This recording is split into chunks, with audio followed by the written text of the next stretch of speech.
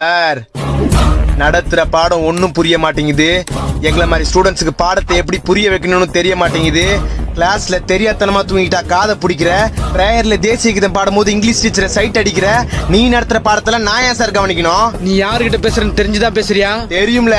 நிம்மதியா தூங்கிட்டு இருந்த ஸ்டூடெண்ட் அநாகரிகமா எழுப்பி கிளாஸ கவனிக்க சொல்றிய. நீ எல்லாம் ஒரு வாத்தியாரு?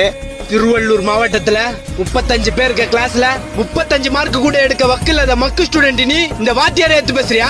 எக்ஸாம் டைம்ல பிட் அடிச்சு பாஸ் ஆகிற ஸ்டூடெண்ட் எனக்கும் சரி, கிளாஸ் டைம்ல அரை மணி நேரம் பாடம் எடுத்துட்டு மாசம் 60,000 சம்பளம் வாங்குற வாத்தியார் உனக்கும் சரி. எல்லாத்துக்கும் படிப்பு தான் காரணமா இருக்குது. ஆணவமா பேசுறது மட்டும் இல்லாம ஸ்கூலுக்கு போன் எடுத்துட்டு வரியா? நீ வாத்தியாரு, உன் கையில போன் இருக்கலான்றதும் நான் ஸ்டூடெண்ட் என் கையில போன் இருக்க கூடாதுன்றதும் அவ்வளவுதான் உனக்கு எனக்கு வித்தியாசம். நீங்க எல்லாம் உங்க போனை உங்க ஷர்ட் பேக்லயே இல்ல பேண்ட் பேக்லயே வச்சிருப்பீங்க. ஆனா நான் என் போனை உங்ககிட்ட இருந்து மறைக்கிறதுக்காக என் ஜெட்டில வச்சிருக்கியா?